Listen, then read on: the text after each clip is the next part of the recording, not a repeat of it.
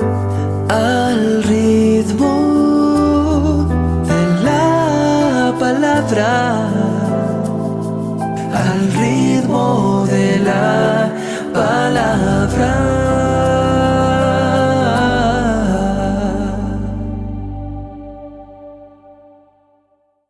Hola, ¿qué tal? Aquí en Al ritmo de la palabra, el Padre Alejandro Marca Mancilla en este jueves 22 de junio. Continuamos nuestra lectura del Evangelio de San Mateo.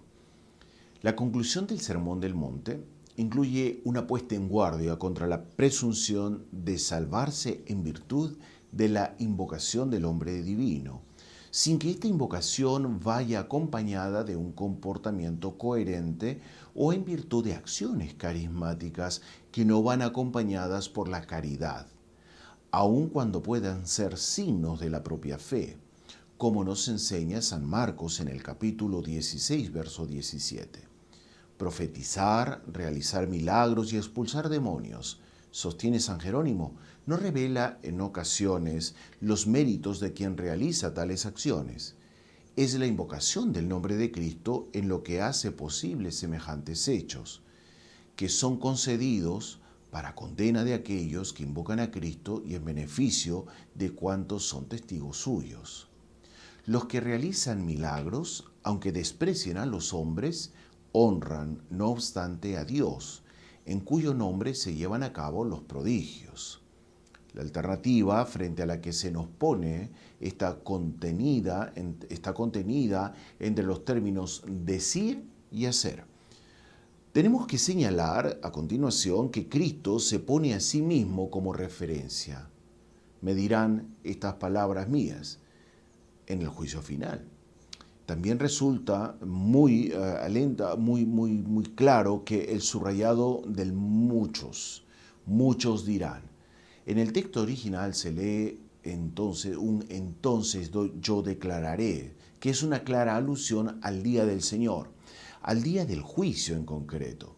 El hecho de que Cristo declare no conocer, como en la parábola de las vírgenes necias, a tales obradores de iniquidad, donde se repite el término.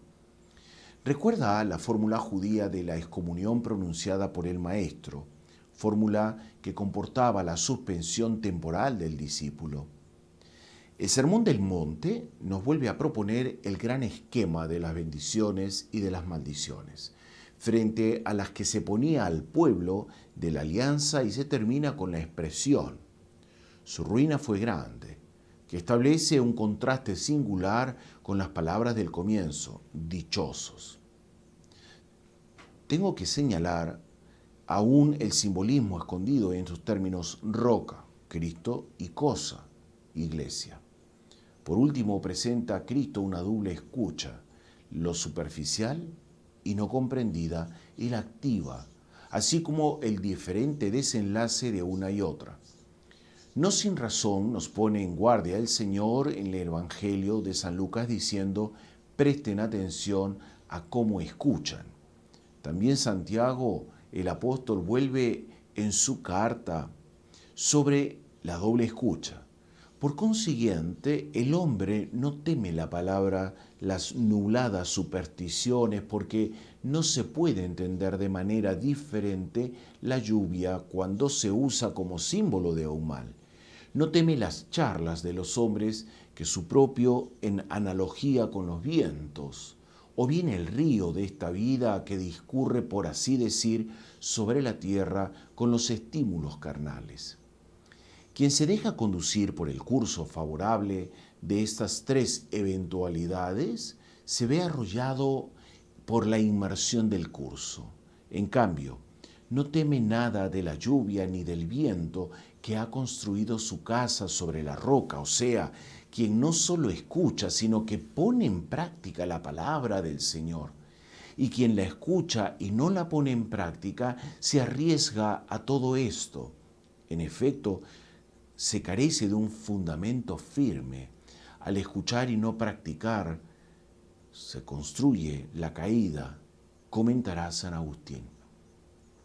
Si alguien vive la palabra de Dios, se convierte en hijo de Dios, comenta San Jerónimo, y como tal será reconocido a su entrada en el reino.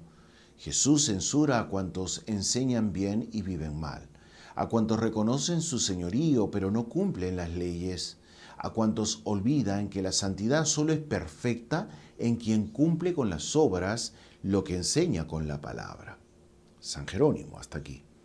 Cristo, con la intención de resumir su mensaje, nos presenta la parábola de la casa y de los dos terrenos sobre los que ha sido construida. Por eso San Atanasio escribe que la roca es el mismo Cristo.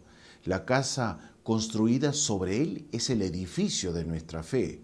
Los vientos que la agitan son las fuerzas del mal. Las aguas representan el conjunto de las tentaciones que amenazan con arrollar la vida de los justos. No tengo más que preguntarme en la meditación sobre qué fundamento estoy construyendo mi edificio espiritual. El día del Señor pondrá de manifiesto la obra de cada cual, porque ese día vendrá con fuego, y el fuego pondrá a prueba la obra de cada uno. Aquel cuyo edificio resista recibirá premio. Por eso quiero invitarte a que repitas con frecuencia y vivas la palabra de Dios diciendo: el hombre sensato edifica su casa sobre roca. Que Dios te bendiga.